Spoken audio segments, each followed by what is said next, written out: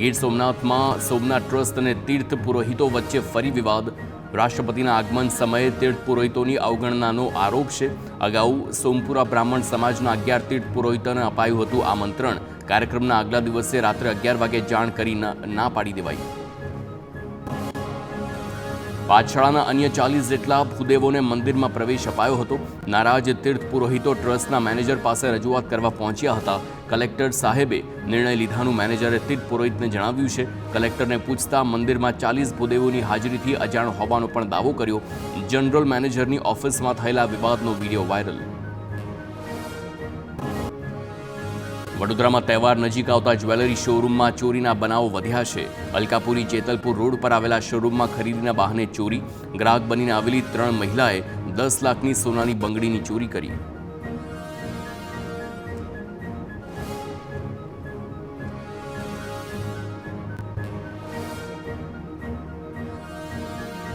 દ્રશ્ય જોઈ શકાય છે કેવી રીતે ચોરીની ઘટનાને અંજામ આપવામાં આવ્યો છે. તો આ પ્રકારના સીસીટીવી હાલ સામે આવ્યા અને જેમ જેમ દિવાળી જેવા તહેવારો નજીક આવતા હોય છે ત્યારે આ પ્રકારની ટોળકીઓ બેફામ થતી હોય છે. અલગ અલગ જ્વેલર્સને ત્યાં ટાર્ગેટ કરીને ચોરીને અંજામ આપતા હોય છે. તેમની સ્પેશિયલ મોડસ ઓપરેન્ડી પણ હોય છે. તેઓ પહેલાં તો વાતમાં એ તમામ સેલ્સમેન્સને ભોળવે છે, એક બાદ એક દાગીના બતાવવાનું જણાવતા હોય છે અને તેની વચ્ચે જ્યારે બધા દાગીના બતાવવામાં આવે છે તેની વચ્ચેથી ચોરીને અંજામ આપે છે.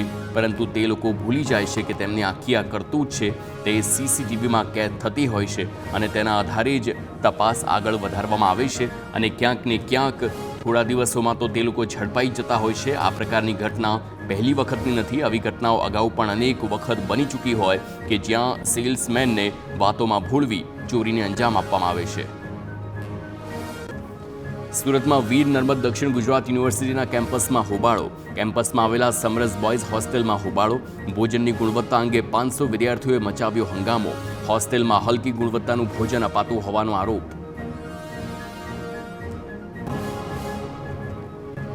વારંવાર રજૂઆત છતાં સમસ્યા ન ઉકેલાતા વિદ્યાર્થીઓમાં રોષનો માહોલ.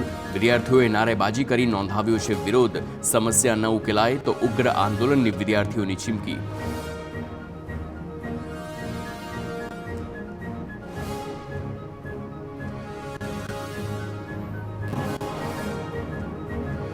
રાજકોટમાં સરકારી દવાના ગોડાઉનમાં દવાઓ પલળી ગઈ. વરસાદના પાણીમાં આ દવાઓ પલળી ગયા બાદ કાર્યવાહી. GMSCLના વેરહાઉસના સ્ટોર મેનેજરને કરાયા સસ્પેન્ડ. અન્ય 6 કર્મચારીઓની પણ હકાલપટ્ટી કરવામાં આવી છે. દવાઓના જથ્થા અને બેદરકારી મુદ્દે કાર્યવાહી. તો અહેવાલો પ્રસિદ્ધ થયા બાદ ગાંધીનગરની તપાસ માટે ટીમો દોડી.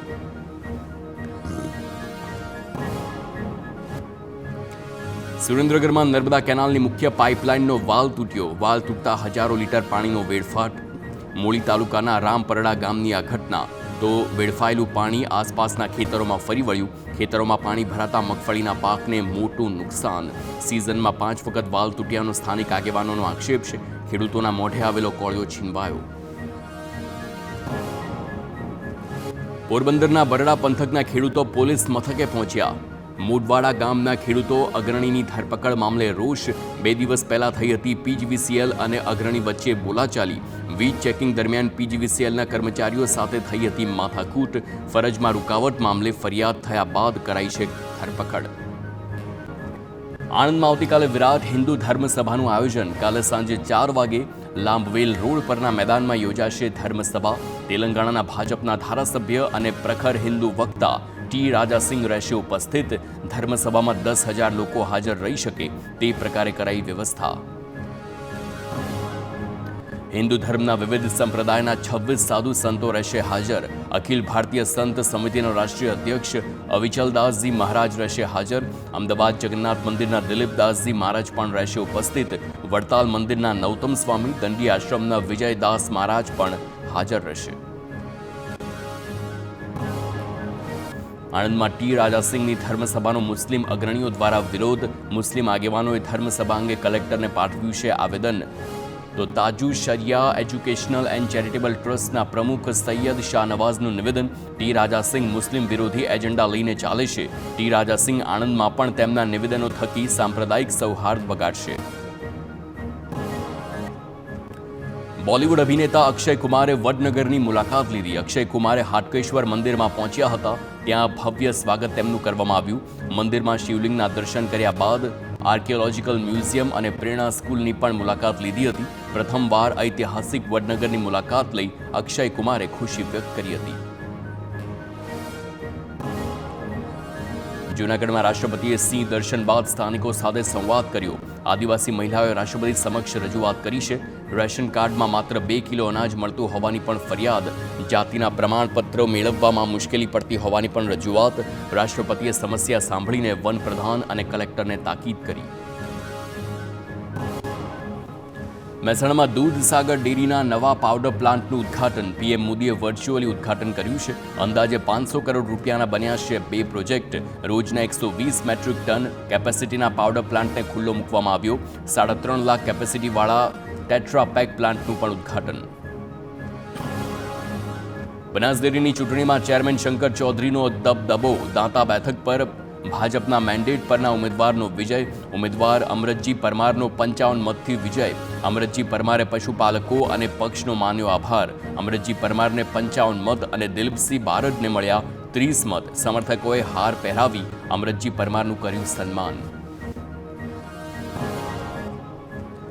વડોદરાના કોઠી 4 રસ્તા નજીક ખાડાના કારણે એક મહિલા ઈજાગ્રસ્ત. મહિલાના માથાના ભાગે ઈજાઓ પહોંચી છે. પાલિકાના અધિકારીઓને દિવાળી સુધી રસ્તા ઉપરના ખાડાઓ દૂર કરવા આદેશ આપવામાં આવ્યા. તો તાપી જિલ્લા ભાજપ સંગઠનમાં આંતરિક જૂથવાદ સામે આવ્યો. જિલ્લા ભાજપ સંગઠનની રચના પહેલા જૂથવાદ સામે આવ્યો છે. ભાજપ પ્રદેશ યુવા મોરચાના મંત્રી સામે ભાજપમાં જ રોષ. સુરત દેસાઈ પર પક્ષ વિરોધી પ્રવૃત્તિ કરવાનો આરોપ છે. કાર્યકર્તાઓને ધમકી આપી હોવાનો પણ આક્ષેપ છે. બાલોડ તાલુકા ભાજપ સંગઠન પ્રમુખે સુરત દેસાઈ વિરુદ્ધ રજૂઆત કરી છે. તાપી જિલ્લા ભાજપ પ્રમુખ સમક્ષ રજૂઆત કરી છે. 50થી વધુ હોદ્દેદાર અને કાર્યકરોએ પણ રજૂઆત કરી. સ્થાનિક સ્વરાજની ચૂંટણી પહેલા આંતરિક જૂથવાદ ચરમસીમા પર પહોંચ્યો. સરદાર પટેલની 150મી જન્મ જયંતિની ભાજપ દ્વારા કરાશે ઉજવણી. તેના આયોજન અંગે ભાજપની બેઠક મળી. 26 નવેમ્બરથી 6 ડિસેમ્બર વચ્ચે યુનિટી માર્ચ નીકળશે, જેનો પીએમ મોદી કરમસદથી પ્રારંભ કરાવશે. આ યાત્રા દરમિયાન રાષ્ટ્રપતિ પણ ઉપસ્થિત રહેશે. રાજકોટમાં લોકોને જોઈને સીએમએ પોતાનો કાફલો રોક્યો હતો. હીરાસર એરપોર્ટથી આવતા સમયે સીએમ રોકાયા. હાઈવે પર ઉભેલા લોકોને જોઈ સીએમ ઊભા રહ્યા. ખેડૂતો અને સ્થાનિકોને મળ્યા સીએમ ભૂપેન્દ્ર પટેલ. અભિવાદન ઝીલવા ઊભા હતા ખેડૂતો અને સ્થાનિકો. સીએમએ કાફલો રોકાવી લોકો સાથે વાત કરી. રાજકોટમાં મુખ્યપ્રધાનની ગામના સરપંચોને ટકોર. આપણે જે પણ કામ કરીએ તે ગુણવત્તાવાળા કરીએ, કામ સારા કરીએ અને લોકોને વિશ્વાસમાં લઈને કરીએ. વિકાસ સપ્તાહ કાર્યક્રમમાં સીએમની સરપંચોને ટકોર. સરકારની દરેક યોજનામાં નાના માણસનું ધ્યાન રખાયું. યોજનાનો લાભ વધુમાં વધુ લોકો સુધી પહોંચે તેવા પ્રયાસો કરાયા.